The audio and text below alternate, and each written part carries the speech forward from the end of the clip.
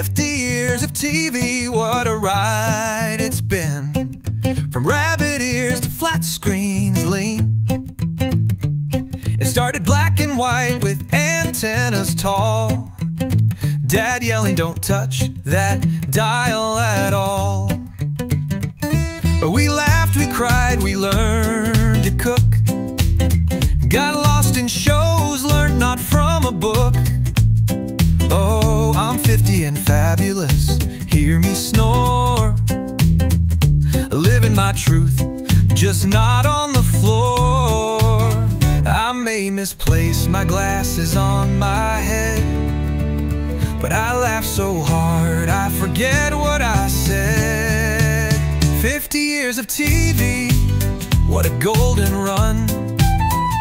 It made us lazy, but oh so fun. Now TV, 10 people, fights galore. Change the channel, there is no more.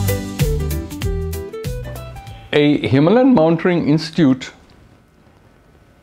প্রথমবার গিয়েছিলাম shooting করতে আমি, বিমান সিনহা আর খুব সম্ভব সুমিতা ভো। যেদিন পৌঁছলাম সেদিন থেকে প্রচণ্ড বৃষ্টি, রাস্তা বন্ধ হয়ে গেল, আমরা 1 ফুট না শুটিং করে ফিরে আসতে হলো, শুটিংই হলো না। সুতরাং পরের বার গেলাম, পরের বার লুই হচ্ছে ক্যামেরাম্যান আর অনুপ সাউন্ডে। তো ওইখানে যিনি কর্তা গ্রুপ ক্যাপ্টেন চৌধুরী, তাকে আমরা উনি একতলায় থাকতেন, আমরা দোতলায় থাকতাম গেস্ট রুমে। ওনাকে আমি কথায় কথায় বলেছি, আচ্ছা হিমালয়ান মাউন্টেনিং ইনস্টিটিউট প্রোগ্রাম করবো, কাঞ্চনজঙ্ঘার একটা ক্লোজ আপ পাবো না?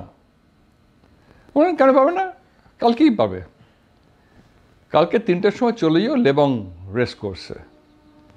3টের সময় গেলাম, লেবং রেস কোর্সে একটা হেলিকপ্টার দাঁড়িয়ে রয়েছে, তার 2 দিকে 2টো দরজা খোলা। আমরা বসলাম গিয়ে, আমি লুই আর অনুপ বেল্ট টেল্ট পরে বসলাম। পাইলট জিজ্ঞেস করলো আমাদের দিকে তাকিয়ে যে গরম জামা এনেছেন তো? তা আমি একটা হাফ হাতা সোয়েটার পরেছিলাম, লুই বোধহয় একটা ফুল স্লিভ সোয়েটার পরেছিল, এর বেশি কিছু পরিনি। উনি কিছু বললেন না পাইলট, আমাদের নিয়ে সোজা চলে গেলেন। তারপরে কি হয়েছিল সেটা একদিন জুমে, তখন অনুপ ছিল আমাদের মধ্যে, আজকে চলে গেছে, অনুপ সেটা বলেছে। লেবং রেসকোর্স থেকে আমরা উঠলাম কেন না, তুমি বলেছিলে অজিত বাবুকে যে আমরা একটু কাঞ্চনজঙ্ঘার কাছাকাছি যেতে চাই, যদি কিছু ফ্লাইট করে দেওয়া যায়। তো সেই হিসেবে আমরা গেছি, আমি, লুই এবং তুমি। শশাঙ্ক ছিল কিনা ফ্লাইটে বোধহয় ছিল না, কারণ আমরা 4টে সিটের। তো সেই সুবাদে আমরা গেছি। নর্মালি আমরা যখন দার্জিলিং থেকে উঠেছি তখন নর্মাল ওয়েদার, একটু ঠান্ডা, যেহেতু বৃষ্টি পড়েছে। এই করে ক্রমশ আমরা ওখান থেকে উঠলাম, এবং উঠতে উঠতে যে হাইটে গেলাম, সে হাইটটা প্রায় 28,000 ফুটের কাছাকাছি। কারণ কাঞ্চনজঙ্ঘা 28,500-এর কাছাকাছি যতদূর আমার জানা। তো প্রায় ওই হাইটে উঠে যাওয়া হলো। কিন্তু যার ফলে যেটা হলো, আমার তো ঠিক আছে কানে হেডফোন আছে, আর আমি রেকর্ড করার মানে আমার ওখানে রেকর্ড করার খুব একটা কিছু ছিল না, এক্সেপ্টিং হেলিকপ্টার সাউন্ড। তো লুইসের হলো প্রবলেম। লুই ভেবেছিল ওই একটা সোয়েটারই যথেষ্ট। সে একটা সোয়েটার না ফুলাতা সোয়েটার পরেছিল, এবং ওই দরজা খোলা অবস্থায় কাঞ্চনজঙ্ঘা দূর থেকে দেখে শুটিং আরম্ভ করেছিল। তারপরে যে ভিজুয়াল গুলো, সেগুলো আমি জানি না এডিটে বাদ গেছে কিনা, কারণ অসম্ভব কাঁপছিল। তার হাত পা ধরে রাখতে পারছে না, ও বুঝতেই পারছে না যে কি করবে, এতটাই ঠান্ডা, এবং প্রত্যেকটা শট ভার্টিক্যালি মুভমেন্ট হচ্ছে। লুইকে বললাম, তুই ভাবতে পারলি না যে এই ঠান্ডাটা হতে পারে? বললো না, কত ঠান্ডাই আর হবে। তো এই করে আমরা তো সে শুট করে ফিরলাম, সে একটা অভিজ্ঞতা। আর লাকিলি সেই শটটা যদি ব্ল্যাক অ্যান্ড হোয়াইট না হয়ে, তখন আমাদের দূরদর্শনে ব্ল্যাক অ্যান্ড হোয়াইটই চলতো, ওটা যদি সত্যি সত্যি কালার হতো, তাহলে সেই যে দৃশ্য, দার্জিলিং পাথর একরকমের পাওয়া যায় ঝিকমিক করে, ওর কাঞ্চনজঙ্ঘার পিকটা হচ্ছে ওই রকম দেখতে লাগছে, আর পুরো মানে বরফের একটা রেড আভা, ভাবা যায় না, সেটা আজও ভুলতে পারি। এই প্রোগ্রামে অনুপ একটা মাইক্রোফোন দিয়ে প্রায় 30 জনের একটা কোরাস গান আর তার সঙ্গে 10 জন ইনস্ট্রুমেন্টালিস্ট একটা মাইক্রোফোনে রেকর্ডিং করেছিল, এ কাঞ্চা মালাই সুনকো বলে একটা গান। কি অসাধারণ রেকর্ডিং করেছিল, ভাবা যায় না। নিজে কাত হয়ে ধরে এক হাতে একটা মাইক ধরে আর নাগরা কোমরে ঝুলিয়ে করেছিল। হ্যাঁ, যেটা বলার বলতে গেলে সেটা হচ্ছে যে আমাদের কাছে লিমিটেড ইকুইপমেন্ট থাকতো সবসময়। যেটা সবচেয়ে আমরা সাউন্ডের লোকের পক্ষে অসুবিধাজনক, সেটা হচ্ছে যে কোনো বুমম্যান ছিল না। আমরা ফিল্ম শুটিং করছি, তার জন্য যে যে ইকুইপমেন্ট লাগবে তার অর্ধেক থাকতো, অর্ধেক থাকতো না। এমনকি অনেক ক্ষেত্রে উইন্ডশিল্ডও থাকতো না। এই ধরনের ইনোভেশন অনেক হয়েছে, যেমন ফোর্ট উইলিয়ামের 200 বছরে কান্তি ভাই তিওয়ারি ক্যামেরাম্যান ছিলেন, সুমিতাবু সাউন্ডে ছিল, ও নাগরা নিয়ে অনেক রকম খেলা করেছে। ফোর্ট উইলিয়াম সেটাও একটা ব্যাপার, না জানি কি ব্যাপার, ভেতরে গিয়ে দেখবো। ভেতরে তো গিয়ে দেখবো উঁচু নিচু জায়গা আছে কিছু, ওই আর কি এমনি করা আছে, সেটা আমাদের সিকিউরিটির কারণে। আর তাছাড়া ওখানে ব্যারাক আছে কিছু, আর এই এখানে ওখানে বিভিন্ন জায়গায় ট্যাঙ্ক আছে, এখানে ওই আছে সেখানে তাই আছে ইত্যাদি। তো যাই হোক, তো খুব উৎসাহ ছিল। তো ফোর্ট উইলিয়ামে গেলাম, তো ফোর্ট উইলিয়ামে শুটিং হচ্ছে। তখন কিছুদিন আগে নাগরা এসছে। তো নাগরা তো সত্যি কথা বলতে কি, ইনস্টিটিউট ছাড়ার পরে তো আর নাগরা ব্যবহার করা দূরে থাকে, আমরা ইয়েও করতে পারিনি, দেখতেও পারিনি, দূরদর্শনে নাগরা ছিল না, প্রথমে এসছে। আর নাগরাতে যেটা খুব ভালো লাগতো সেটা হচ্ছে নাগরাতে অনেকগুলো কন্ট্রোলিং সিস্টেম ছিল, অর্থাৎ ফিল্টার ছিল কিছু, আর ইকুয়ালাইজার কিছু ছিল, আর কি ইত্যাদি কম্বিনেশন গুলো ছিল। তো সেইটা হঠাৎ মাথায় এরকম চাপে আর কি, যে দেখি নানা রকম ভাবে, সব রকম ভাবে নানা রকম রেকর্ড করে দেখি কি হয়।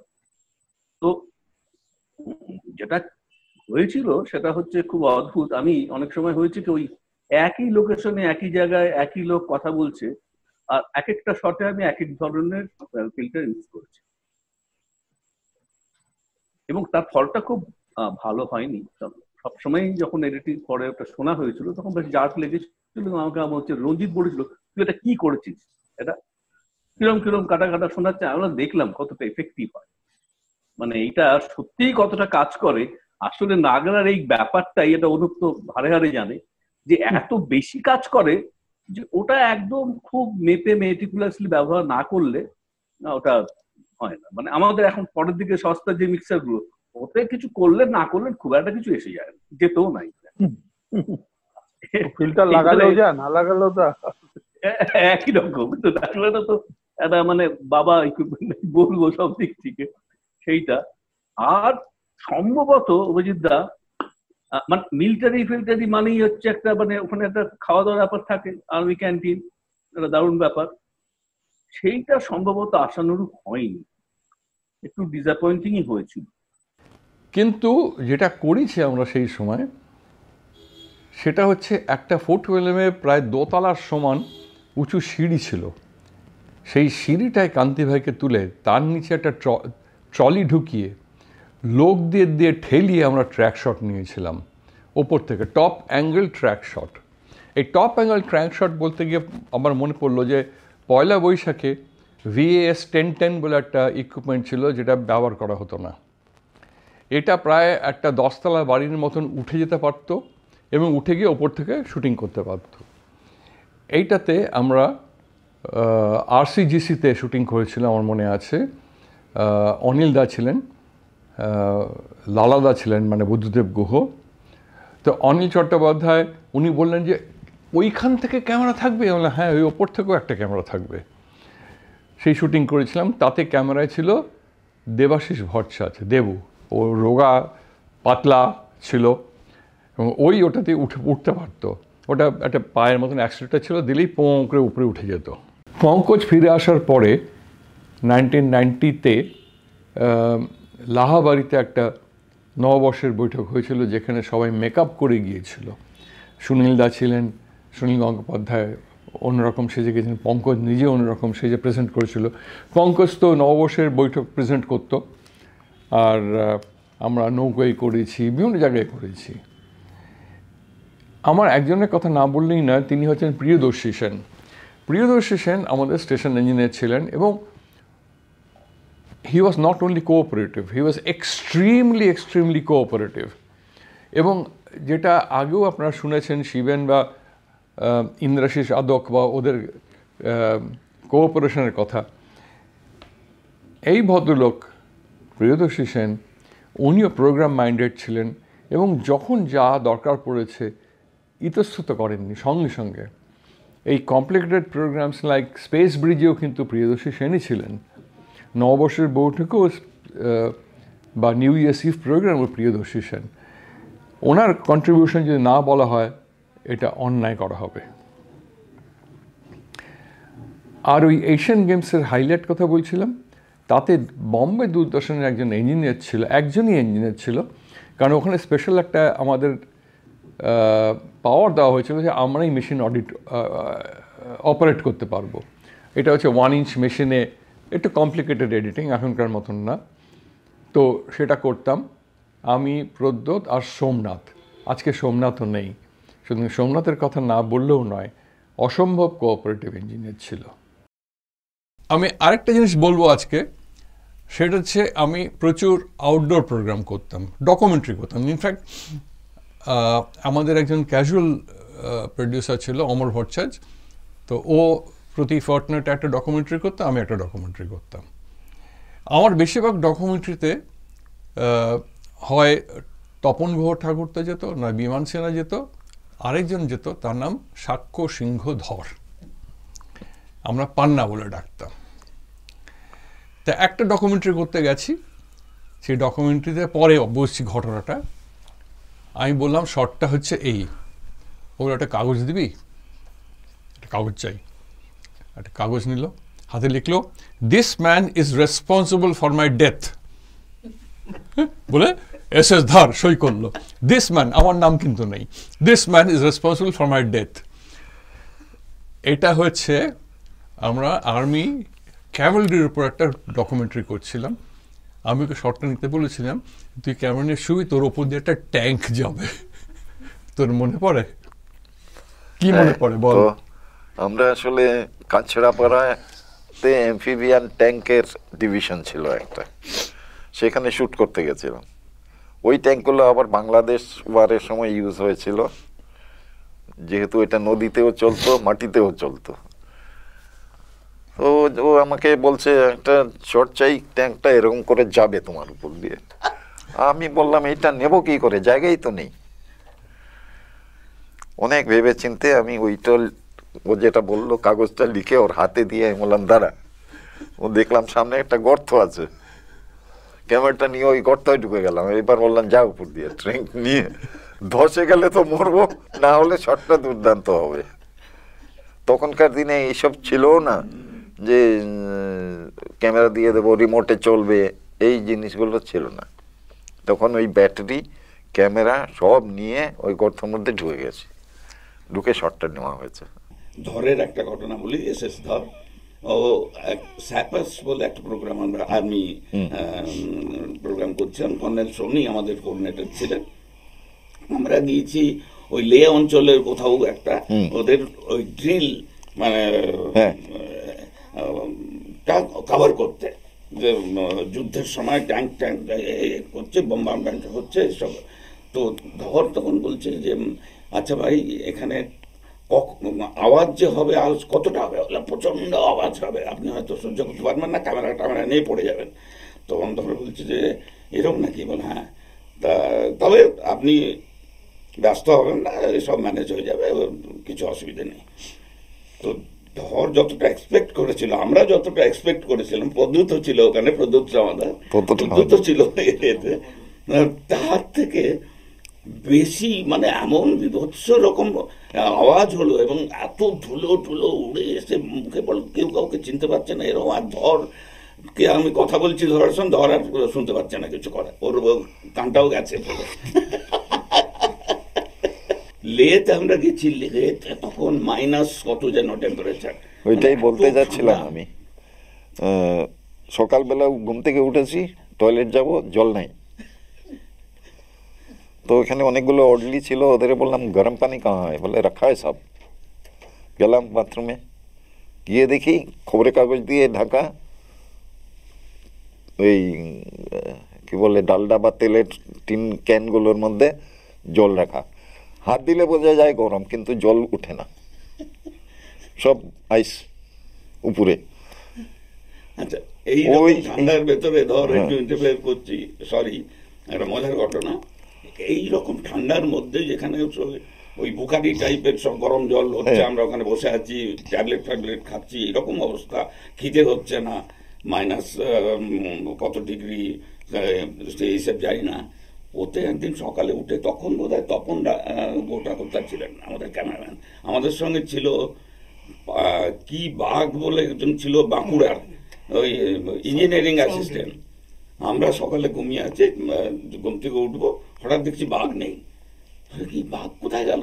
প্রদ্যুৎ বোধহয় ছিল, হ্যাঁ প্রদ্যুৎ ছিল, হ্যাঁ প্রদ্যুৎ আমার কাছে ঘুমতো।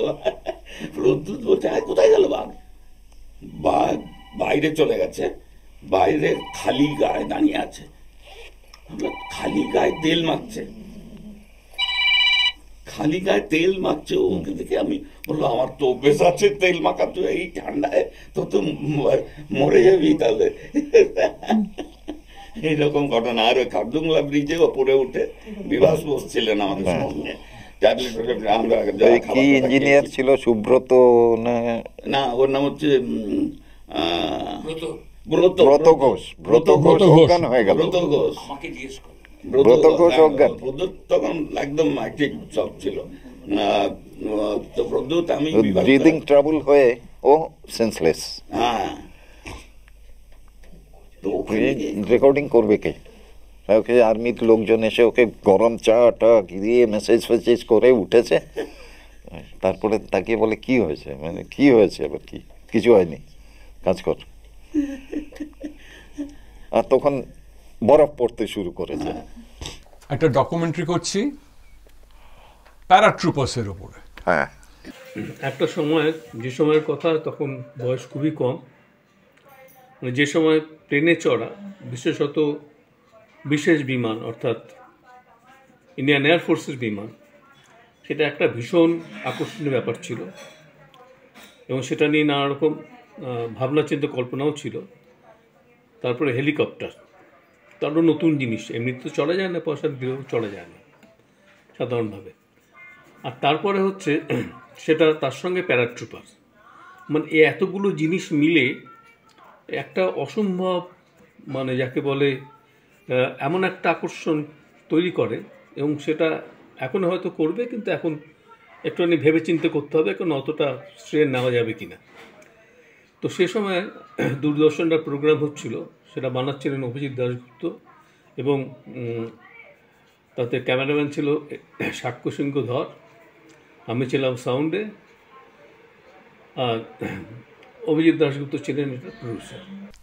তো প্যারাট্রুপার্স আমরা প্রথমে একটা ড্যাকোটাতে উঠেছি, আর একটা ক্যারিবু এয়ারক্রাফট যেটা পেছন দিয়ে খোলা পেছন, সেটা দিয়ে প্যারাট্রুপার্সরা পড়ছে। তারা বললাম শটগুলো ঠিক জমছে না, শটগুলো, হ্যাঁ, একটা প্লেন থেকে ঝাঁপ দিচ্ছে, প্যারাশুটে পড়ছে, ঠিক জমছে না শটগুলো। এবারে ডাকোটা থেকে প্যারালালি চলছে ক্যারিবু প্লেনটা, তাতে লাভ দিচ্ছে, সেটা তো তোলা হয়েছে খানিকটা। তারপরে যথারীতি অভিজিৎ তো পছন্দ হলো না সেটা, কারণ একটু ভেতর থেকে তুলতে হবে, কাছ থেকে তুলতে হবে, এক্স্যাক্টলি আমরা দূর থেকে দেখছি। তো আবার আমরা নামলাম, নেমে আবার আমরা উঠলাম ক্যারিবুতে, যেখান থেকে ওই প্যারাট্রুপাররা জাম্প করবে। তো সেটা ক্যারিবুর পেছন দিকটা খোলা থাকে। তো তখন একটা কথা শুনলাম, মানে ক্যারিবু বিমানটা দাঁড়ালে তো পেছন দিক দিয়েই গাড়ি ফাড়ি সব উঠে যেতে পারে ভেতরে। তো ক্যারিবু এয়ারক্রাফট ক্যারিয়ার বেসিক্যালি ওই মালপত্র এয়ারফোর্সের অফিস লোকজন, সৈনিক, তাদের ক্যারি করে। তো তারা প্যারাট্রুপাররা জাম্প করবে সেখান থেকে। তো সেখানে সবাই ওইরকম সবাইকে একটা করে, যারা একটা উইঞ্চ থাকে, একটা জিনিস থাকে ওপরে, তার রোলার থাকে, উইঞ্চ থাকে, এবং সেই উইঞ্চের সঙ্গে ওই দড়ি থাকে। সুমিতাভ সাউন্ড রেকর্ডিস্ট।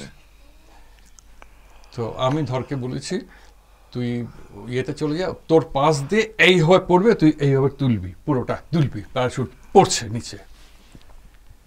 তো গেছে, ও তুলছে, এরকম করে তুলছে। ধরের তো উৎসাহের কোনো কমতি ছিল না, আবার এটা কারোই ছিল না সে সময়।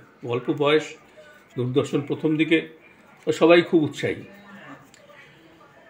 তো এরকম করতে করতে, এবং একটা জিনিস আমি বলি, মজা লাগবে সেটা শুনতে হয়তো। তো আমি দেখছিলাম যে, আমি ভাবলাম যে কী সাহস এই লোকগুলোর।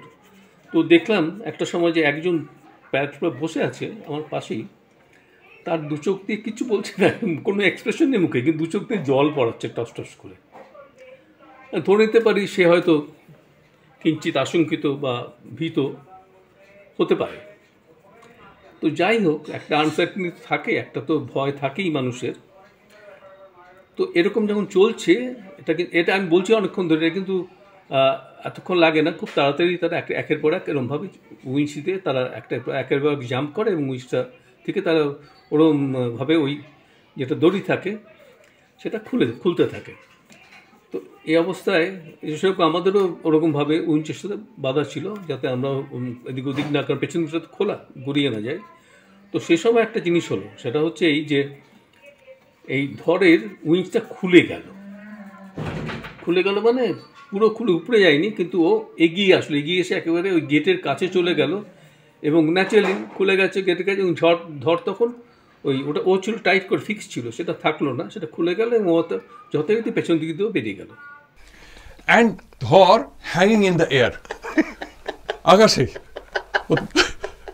উড়ছে আকাশে, আর একজন এয়ারফোর্সের ইয়ে টেনে ধরেছে, আর আমি আর সুমিতাভ হেইও করে টেনে তোলার চেষ্টা করছি।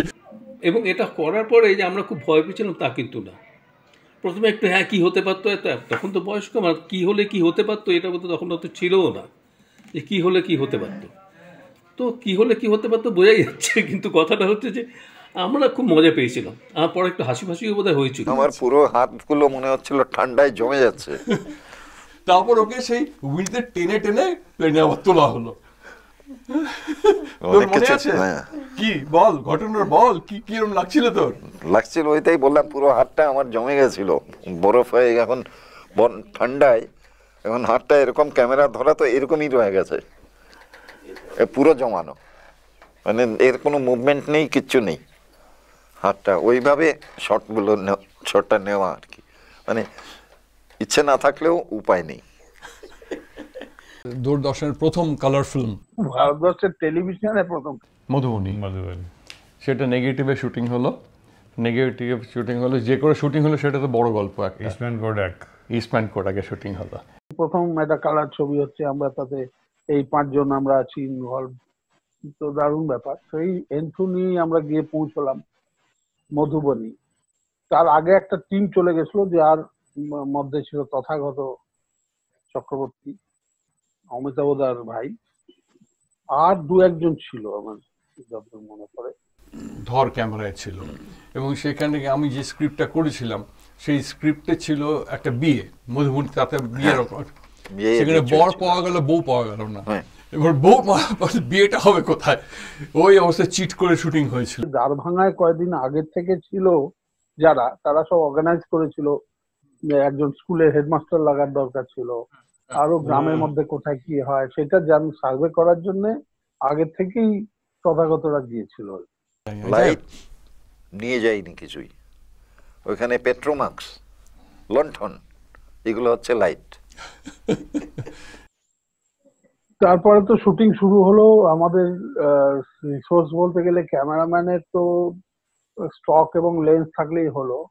এবার আমার কাছে রয়েছে একটা ডান্ডা মাইক, যে মাইকটা সিঙ্গেল মাইক্রোফোন, নাগরা ছিল, আর একটা বুমের ডান্ডা নিয়ে গেছিলাম, কে ধরবে জানি না, অথচ ফিল্ম শুটিং স্টাইলে হবে, এইটা ছিল একটা বিরাট চ্যালেঞ্জ।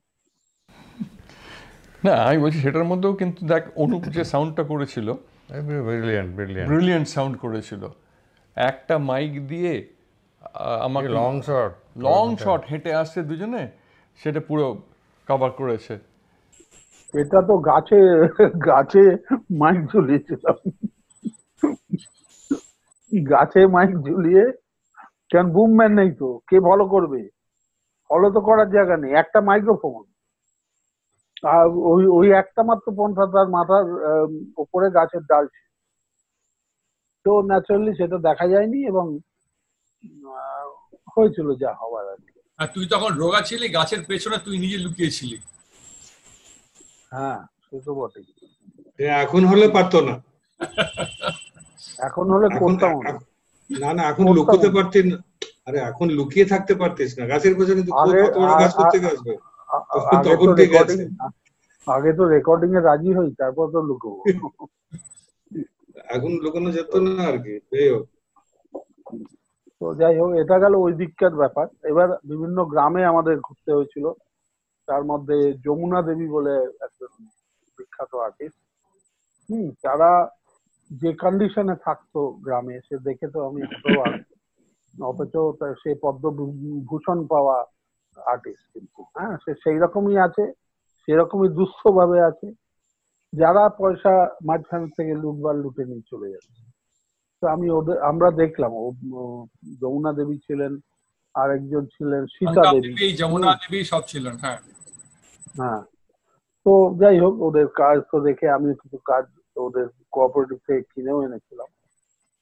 এটা তো গেল শুটিং পর্ব।